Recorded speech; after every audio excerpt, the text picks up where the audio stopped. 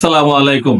ক্যামেরার সামনে উপস্থিত ছোট্ট একটি বোন, বারবার তাকে নিয়ে আসতেছি। তার গল্প আমরা একসাথে 10টা 12টা করে রাখি, এই জন্য তার গল্প বারবার করতেছি। আপু, আপনি কেমন আছেন? জি ভাইয়া, ভালো। আপনি? আমিও ভালো আছি। এই যে দিনাজপুর থেকে আসলেন, এবার কি বিয়ে করেই ফিরবেন? জি। আমি যতটুকু জানি আপনার ফ্যামিলিতে আপনারা 6 ভাই বোন, আগের গল্প বলেছিলেন। আর সেই গল্পটা একটু বলেন, আপনার পরিবার কে কে আছেন, কি অবস্থা আছেন বর্তমানে? আমার পরিবারে আমার 4 বোন, 2 ভাই, 3 বোনের বিয়ে হয়ে গেছে। 2 ভাই আমার ছোট। আমার বাবা তো মারা গেছে, এটা তো আপনাদেরকে বলছি আমি। আর আমার মা অনেক একটু অসুস্থ। আমার ভাই দুটো লেখাপড়া করতে পারতেছে না, মানে খুবই সমস্যা। আচ্ছা, আপনার 3টা দুলাভাই থাকতে আপনার বিয়ে হলো না, এটা আসলে আমার কাছে জানি কেমন বেখাপ্পা লাগতেছে বিষয়টা।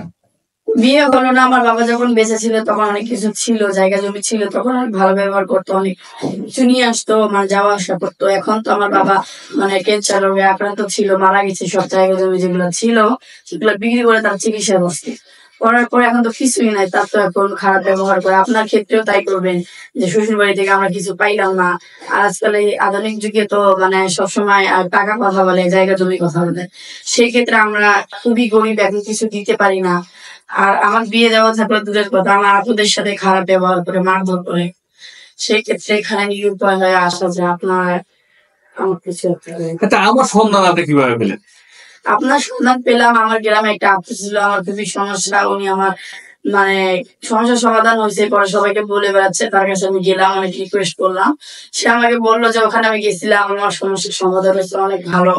আপনি অনেক ভালো, যে যে কোনো একটা কিছু মানে উপায় আপনি দিয়ে দিবেন, যে বিয়ে করে দিয়ে ভালো একটা জীবন দিবে, ওখানে যাও। আচ্ছা, আপনি কি এখন সরাসরি বিয়ে করবেন, না কোনো ভাই যদি প্রস্তাব দেয় তার সাথে 2-4 মাস কথা বলবে, সময় কাটাবে?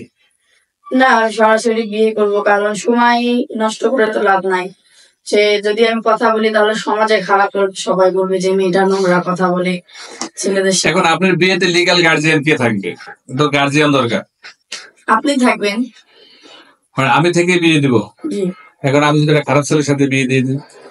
সেটা আপনি যদি আমি যদি আপনার আপন বোন হইতাম, যদি আপনি যদি চান যে আপনার আপন বোনকে অন্যজনের খারাপ ছেলের সাথে বিয়ে দিবেন, আমি মেনে নিতে পারবো। যাক, এখানে দায়বদ্ধতা আছে, আপনি ঠেকাই দিলেন কথার মাধ্যমে। দর্শক, আচ্ছা আপু, আপনি যেহেতু 19 বছর বয়স, লেখাপড়া? লেখাপড়া মাদ্রাসা লাইনে করছি, নামাজ কালাম পড়ি, রোজা করি। মাদ্রাসায় লেখাপড়া করছেন? জি। তো মাদ্রাসার ছাত্রী হয়ে তো আপনাকে তো তাহলে আলেম মানুষ বিয়ে করা উচিত।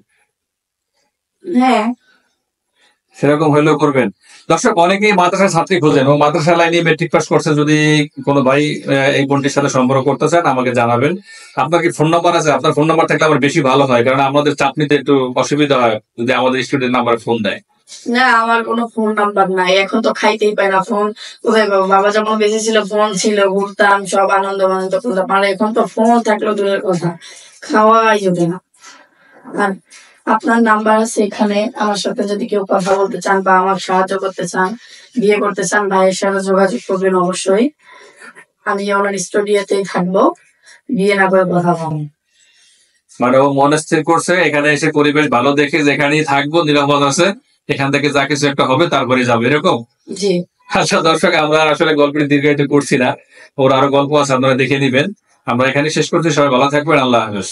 এটা করছি মাত্র 3 মিনিট।